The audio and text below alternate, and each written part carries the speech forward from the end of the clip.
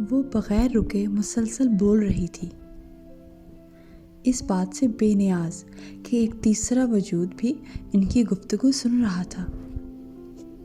فرض کرو رشی، اگر کسی دن عبد کو پتہ چل جائے کہ تم اس کے قریب اس لیے آئی تھی کہ تاکہ بدلے کے طور پر عبد کو اس کے بھائی اور فیملی سے دور کر دو، یا پھر وہ جان جائے کہ تم اسے فون پر اس لیے ستاتی رہتی تھی تاکہ ایک دن خود بخود وہ تمہاری طرف متوجہ ہو جائے،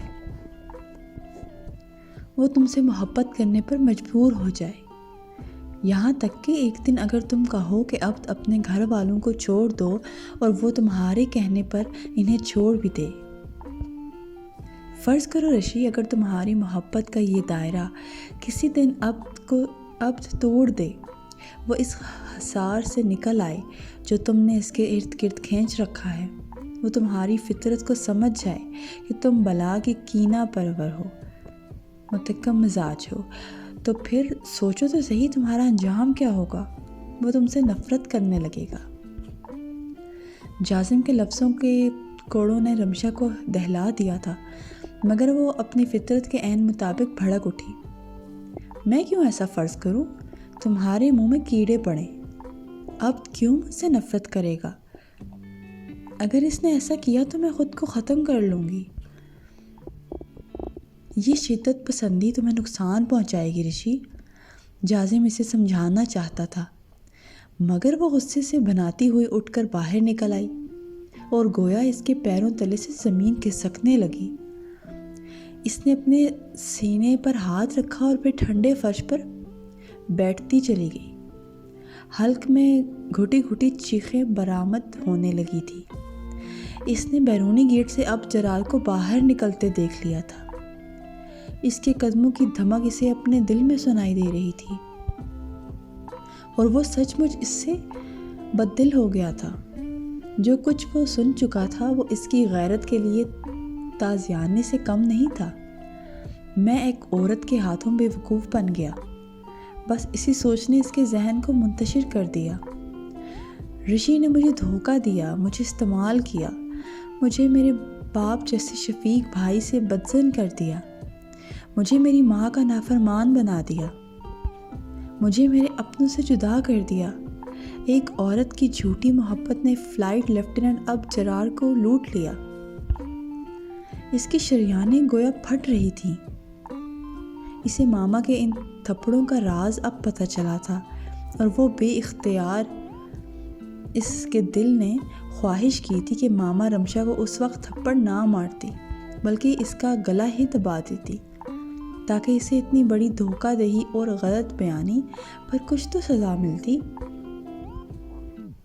وہ حیران تھا کہ کوئی لڑکی اس قدر منتقم مزاج اور کینہ پرور بھی ہو سکتی ہے، جو اپنے استاد کی ایک غلطی کو نظر انداز یا معاف نہیں کر سکتی۔ یہ کوئی بھی بہت پرانی بات نہیں تھی۔ 7 سال پہلے جب اناس جرار MBBS کر کے ابھی فارغ ہی ہوئے تھے، ان کی ایک دوست کے والد نے اپنی ذاتی کالج میں انہیں پڑھانے کی پیشکش کی، سو وہ وہاں پڑھانے لگے۔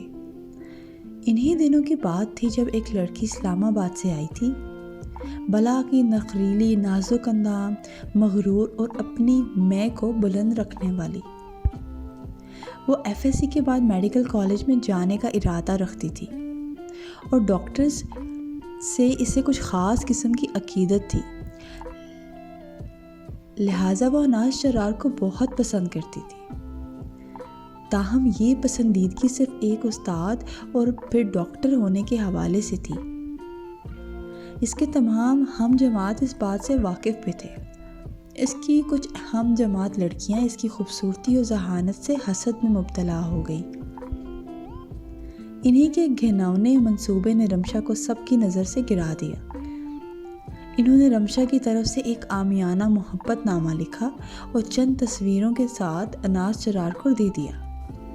وہ محبت نامے اور اس کی تصویروں کو دیکھ کر سخت مشتعل ہو گئے۔ انہوں نے پورے کالج کے سامنے رمشا کی نہ صرف بے حد بے عزتی کی بلکہ اسے 2 تھپڑوں سے بھی نوازا۔ رمشا کے نزدیک یہ جرم ہلکا نہیں تھا۔ وہ اپنی توہین اور ذلت پر پاگل ہو رہی تھی۔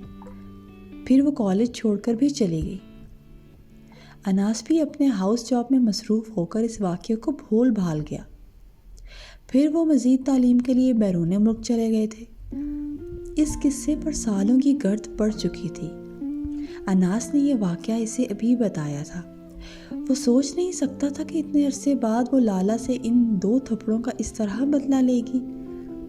ایک مکمل اور جامع منصوبہ بنا کر، ایک مکمل پلاننگ کے ساتھ، اب جرار کو اناس جرار سے ہمیشہ کے لیے دور کرنے کا منصوبہ۔ وہ بے حد مشتعل ہو کر سوچ رہا تھا، ان لمحوں، ان یادوں اور باتوں کو جنہیں وہ کبھی بھلا نہیں سکتا تھا۔ اس کی آنکھوں کے سامنے ایک فلم چل رہی تھی۔ رمشا کا اس تک پہنچنا، وہ فون کالز کے سلسلے، وہ محبت بھرے نامے، وہ اس کے پیار میں خود کو مٹا ڈالنے کی باتیں، اور وہ پاگل پن کی حدود کو چھوتی محبت جس پر وہ دل سے ایمان لے آیا تھا۔ تو کیا وہ ایک فریب کو محبت سمجھ بیٹھا تھا؟